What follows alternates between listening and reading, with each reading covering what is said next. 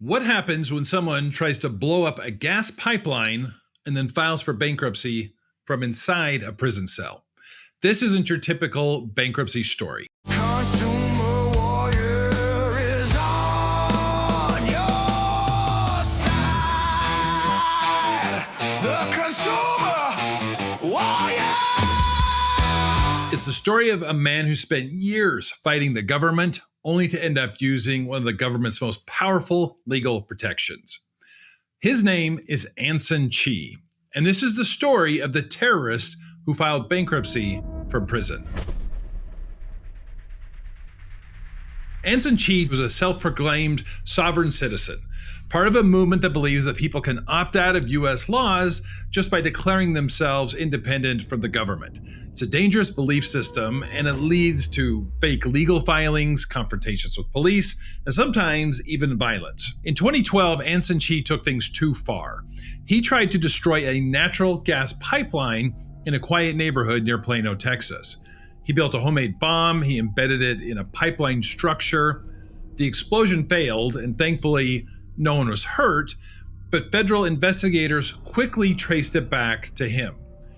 Chi was arrested, he was charged under federal terrorism laws, and in 2013, he pled guilty to possessing an unregistered destructive device and malicious use of explosives. Now, the court sentenced him to 20 years in federal prison with terrorism enhancements. And you would think that's where this story ends. But actually, it gets even stranger. While sitting in jail, facing decades behind bars, Anson Chi decides to file for Chapter 7 bankruptcy. Yes, from his jail cell, he decided to do this. And in December 2013, he submitted his paperwork to the federal bankruptcy court. And on paper, it looked like a normal case. He listed his debts, his assets, declared that he was financially insolvent. But here's the problem. Bankruptcy isn't just about filling out forms. You actually have to participate in the process. You have to complete an online credit counseling course. You have to attend a 341 meeting of creditors, answer questions under oath, sign disclosures, and communicate with the trustee that gets assigned to your case. But when you're locked in a federal facility, you can't do any of that. So the question becomes, what happens when someone needs to file for bankruptcy, but they can't actually take part in it? Chi's filing exposed this gap in the bankruptcy system. The law assumes that debtors can show up, talk to the trustee, and cooperate in the process, but when someone is incarcerated, hospitalized, or otherwise incapacitated, this assumption breaks down. If the debtor can't participate, the case stalls. If you can't take the credit counseling class, trustees can't reach you, you can't appear for the meeting of creditors, mail gets delayed or censored, even signing documents can take weeks or never happen at all. So what do the courts do?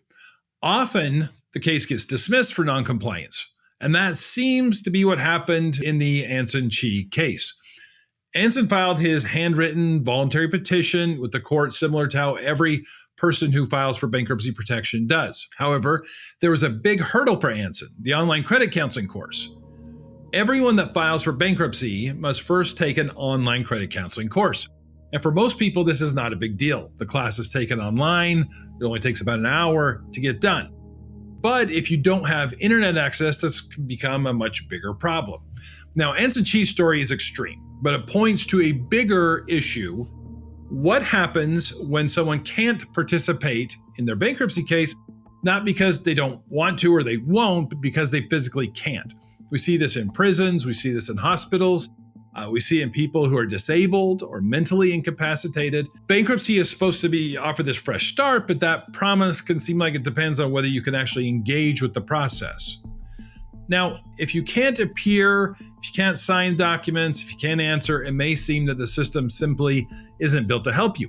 However, there are solutions. I have personally filed bankruptcy cases for people who have been unable to fully participate in the process due to disability, incarceration, military service, and other situations that make being present throughout the process difficult or sometimes impossible. Now, the two solutions I have used are: one, you can ask the court to waive certain requirements. The online credit counseling class can be waived with court permission. Likewise, you can get the requirement to appear at the 341 meeting of creditors waived. Now, it's important to note that the courts just don't give out this permission for any reason. There must be serious and substantial reason that you can't appear or take the required credit counseling classes. But if that exists, the courts will work with you so that you can obtain the necessary relief. Second, it's possible to file bankruptcy using a power of attorney. Now, in my career, I have filed bankruptcy cases for people who are incapacitated or even incarcerated through the use of a power of attorney, someone who can act on their behalf. It can make it so you can file bankruptcy even though you can't participate personally in parts of the process. Now, Anson Chi, in the end, his bankruptcy case was dismissed for the simple reasons that 1, he wasn't able to take the required credit counseling class, and 2, he failed to provide a list of his creditors to the court in the correct format. Fortunately for you and most that need bankruptcy, these hurdles can be easily overcome with minimal effort and the skill of an experienced bankruptcy attorney. Hopefully that'll help you if you're running into a situation where you can't participate in the process or you have a family member who is unable to do so. These are hurdles that can be overcome. People can still get the debt relief that they need. Now, if this is your first time here to my YouTube channel, I'd ask that you please go ahead and click like and subscribe on this video. Thanks for watching today. Consumer warrior is on your side. The consumer